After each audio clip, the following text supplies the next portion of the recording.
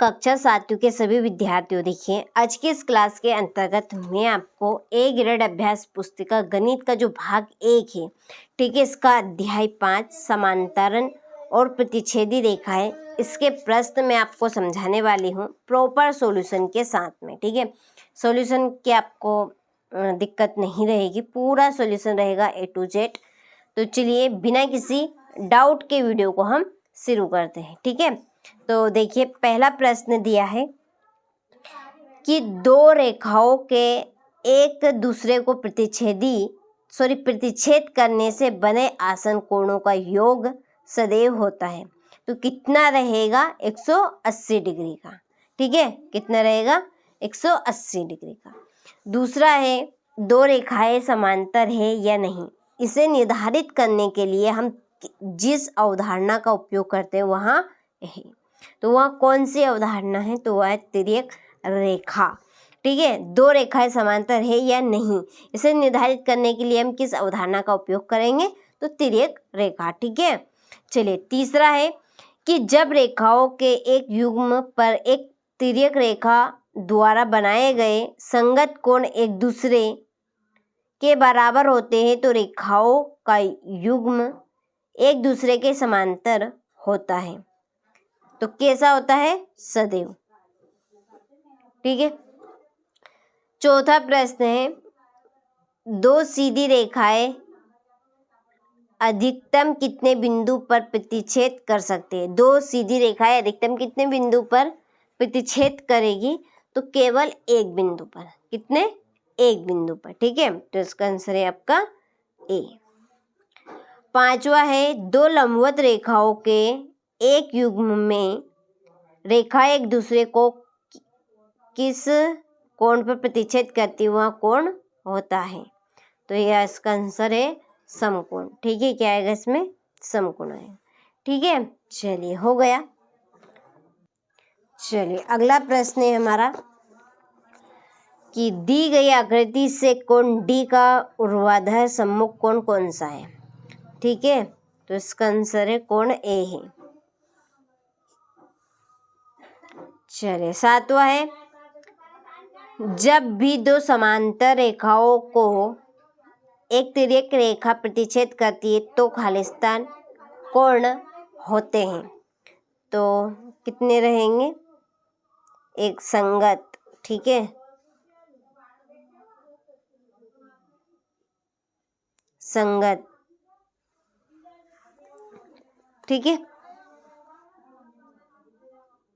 या एकांत। चलिए एक दूसरे को प्रतिच्छेद न करने की संभावना वाली रेखाएं खालिस्तान कहलाती हैं। तो 90 डिग्री इसका आंसर रहेगा समांतर रेखाएं।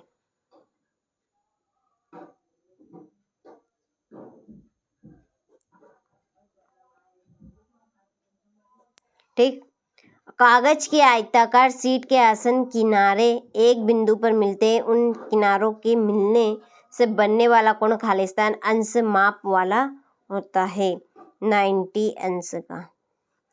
10वां है जब दो असमांतर रेखाओं को एक तिर्यक छेदी रेखा प्रतिच्छेद करती है तो दोनों प्रतिच्छेद बिंदुओं पर बनने वाले सभी 8 कोणों में अधिकतम खालिस्तान प्रकार की नाप के भिन्न कोण हो सकते हैं। तो 8। कितने? 8।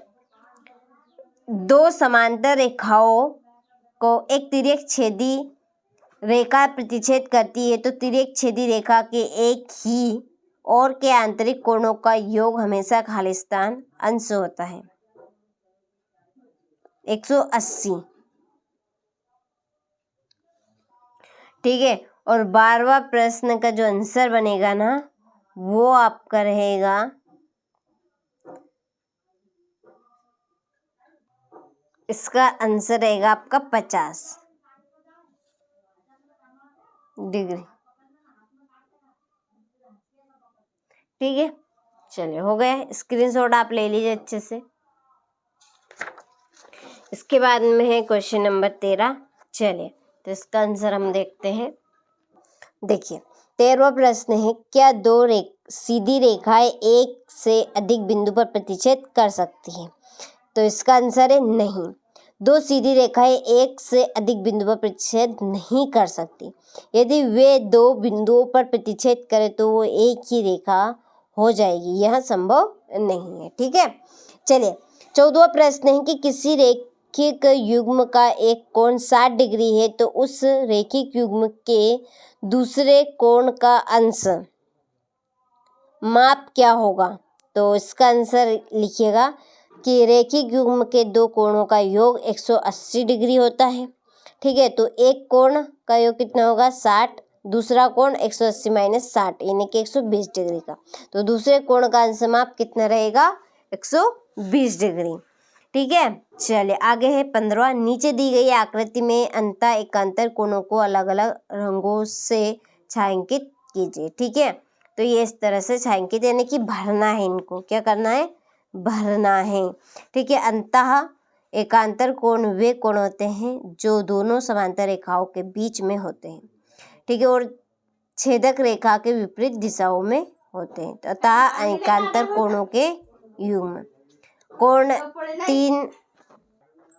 कोण 3 और कोण 5। ठीक है, कोण 4 और कोण 6।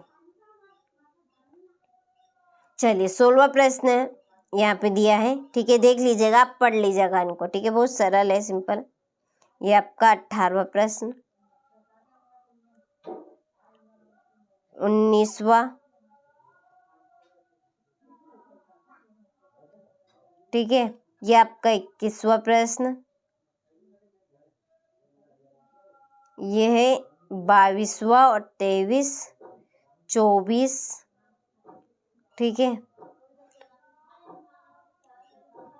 ये आपका 25वां प्रश्न। इसके बाद में 26 और ये 27वां। ठीक है, पूरा कोण का ऊपर से दिया गया है। आप और क्लास में पढ़ेंगे तो आपको समझ में आ जाएंगे इनके आंसर। ठीक है, ये आपका 29वां और ये है लास्ट 30वां।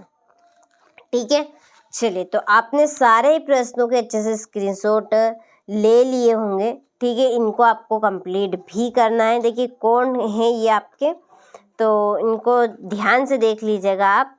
ठीक है, और आपके टीचर से मार्गदर्शन ले लीजिएगा, और कुछ थोड़ा और आप पढ़ेंगे तो और आपको समझ में आ जाएंगे। ठीक है, तो ये था आपका भाग 1 का अध्याय 5। ठीक है, चलिए मिलते हैं अगले अध्याय के साथ।